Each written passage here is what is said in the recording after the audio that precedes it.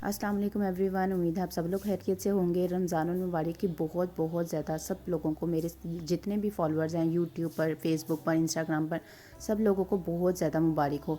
यहाँ मैं आप लोगों के साथ अपनी फ़र्स्ट प्रिपरेशन शेयर करूँगी जो मैंने सहरी टू इफ़्तार की थी। सहरी में सबसे पहले मैं उठ गई थी, रोज़ा तो एकदम से हुआ। आप लोगों को मालूम था कि रोज़े की मैंने पहले से प्रिपरेशन कर ली थी। मुझे था कि अगर रोज़ा हो गया तो भी हम कर लेंगे, क्योंकि कोई भी चांसेस किसी भी वक्त हो सकता है कि यहाँ चांद नज़र आ जाए। तो मैंने क्या किया था कि मैंने एक बॉक्स में जो है वो सारी चीज़ें आलू के पराठे की डाल दी थी। मैंने ग्रीन अनियन को काट के रख लिया था, नमक, काली मिर्च, ज़ीरा पाउडर, सूखा धनिया और धरा मिर्च, ये जितनी भी आलू की पीठी के लिए चीज़ें होती हैं ना, वो मैंने एक बॉक्स में इस तरह से फैला के रख दी थी और उसको मिक्स नहीं किया था। और सेकंड बॉक्स में मैंने आलू को मैश करके रख लिया था। और इस तरह से आप क्या कर सकते हैं कि आप इस तरह से रख के आप सुबह में इसको मिक्स कर सकते हैं, ताकि अगर आपको ये महसूस होता है ना कि आपके आलू की पीठी नरम हो जाती है, वो आपके आलू की नरम नहीं होगी। ठीक है, एक रात को मैंने प्रिपरेशन ये कर ली थी। और सेकंड मैंने जो प्रिपरेशन की थी वो मैंने पेड़े बना कर रख दिए थे। इससे क्या होता है कि जब आप सुबह उठते हैं ना, तो वो आपके पेड़े ठहरने में टाइम लग जाता है या कुछ भी हो जाता है। तो मैं ऐसे ही करती हूँ ज़्यादातर रमज़ान में। मैंने जितनी रोटियाँ बनानी होती है, मैं रात में आटा गूँध कर उसको ठहरा कर उसको पेड़े बनाकर इस तरह से मैं रख लेती हूँ। और इस तरह से अगर और खुश्क लगा कर आपने रखना होता है या हल्का सा ऑयल लगा कर, आप देखें ये आराम से अलहदा हो रहे हैं। ठीक है, अब आपने जितने आपको चाहिए होती हैं, जितनी रोटियां आपको चाहिए होती हैं, उतने आप पेड़े बनाकर इसी तरह से बॉक्स में डाल कर रख लें, तो आपको सुबह इजी हो जाएगा। डायरेक्ट आप रोटी को बेलेंगे और आप उसको यूज़ कर लेंगे।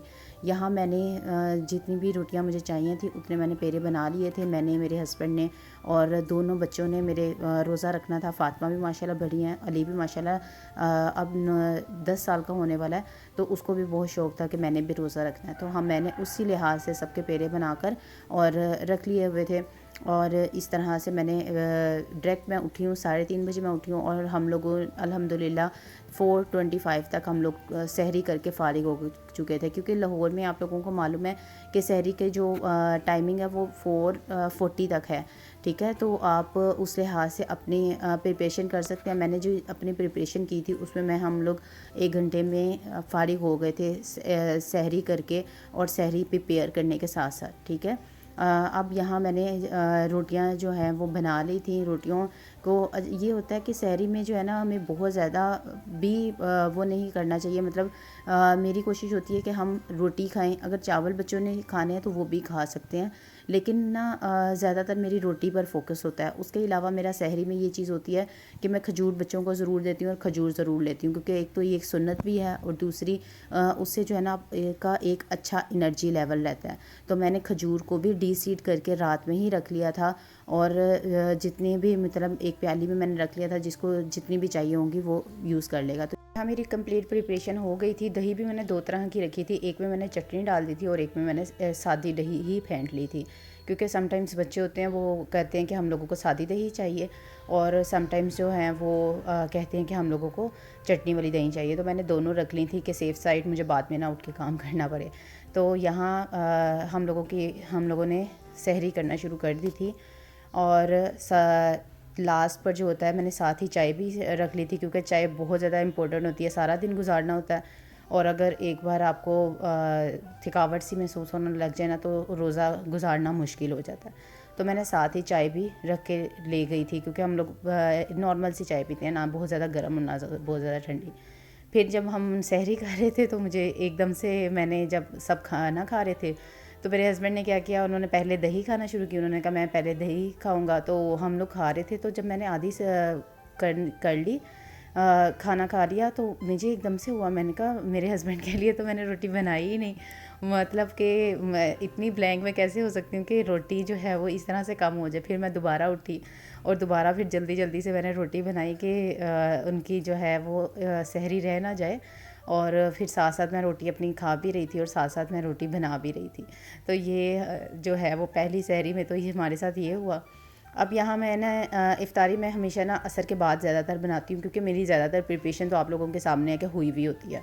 तो मैंने बहुत कम चीज़ें इफ़्तार में बनाती हूँ। कोशिश मेरी यही होती है कि 1 या 2 चीज़ें सिर्फ बनाऊँ इफ़्तार में, और इस तरह से 7 फ्रूट्स मैं कट कर दूँ। यहाँ मैंने जो है वो फ्रूट्स में मैंने मेरे पास कीवी और एप्पल रखा हुआ था, वो मैंने कट कर लिया था।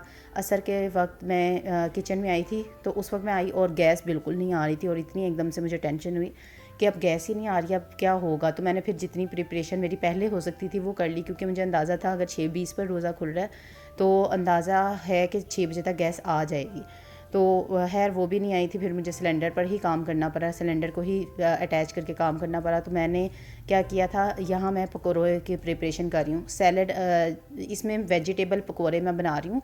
उसमें आप जितनी वेजिटेबल्स कट कर सकते हैं ना उतनी आप कर लें, जो जो आपको अच्छी लगती हैं। मैंने क्या किया, बंद गोभी ली, स्प्रिंग अनियन लिए 3-4, आलू लिए 2 और साथ मैंने हरी मिर्चें ले ली। मैंने ये सारी जो हैं वो कर ली थी और इसमें मैंने स्पाइसेस डाल दिए थे। स्पाइसेस में मैंने नमक, काली मिर्च, ज़ीरा, सूखा धनिया और धरा मिर्च और चाट मसाला मैं ज़रूर डालती हूँ, उससे बहुत अच्छा टेस्ट आता है।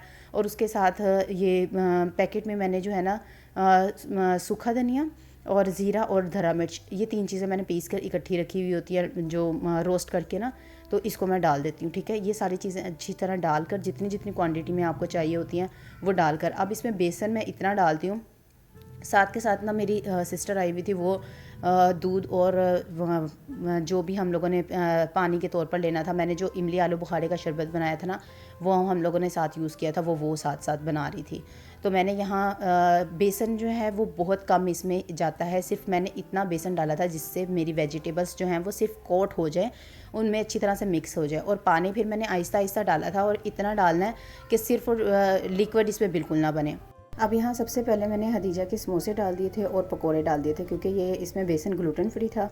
और अगर आप लोगों को घर में नहीं पता कि चने की दाल से को अगर आप पीस लें तो वो ग्लूटेन फ्री आपको बेसन मिल जाएगा। और अगर आप नहीं बना सकते तो आप GTF या होममेड कुजीन किसी भी से मंगवा सकते हैं आप ग्लूटेन फ्री। आपने कोशिश यही करनी है कि ग्लूटेन फ्री बनाएं।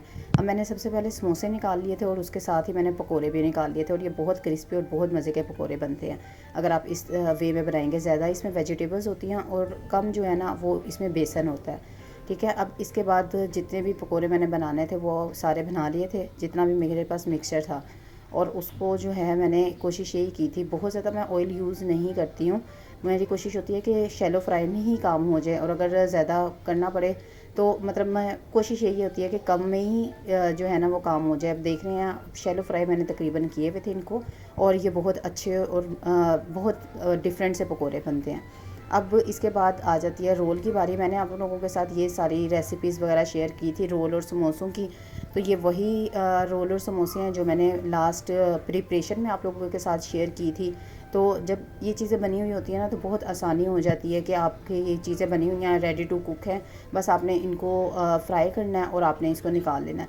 मैं लास्ट रमज़ान में आई थिंक मैंने आप लोगों के साथ विदाउट ऑयल भी मैंने शेयर किया था कि आप बिल्कुल हल्के से ऑयल में किस तरह से बना सकते हैं। तो आप उस तरह से भी बना सकते हैं, आप इस तरह से भी बना सकते हैं। बस इसको आप फ्राई करें, कोशिश यही करें कि शुरू में आप आंच हल्की रखें ताकि ये एकदम से कलर इसका चेंज ना हो, और बाद में जो है ना इसकी आंच तेज़ करें, क्योंकि अंदर से हमने फ्रीज़ किए होते हैं ना तो वो कच्चे रह सकते हैं।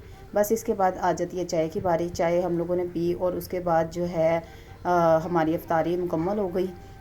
इसके साथ ही मुझे इजाज़त दें। उम्मीद है आज की मेरा व्लॉग फर्स्ट रमज़ान का आपको अच्छा लगा होगा। अपनी दुआ में याद रखें। टेक केयर, अल्लाह हाफिज़।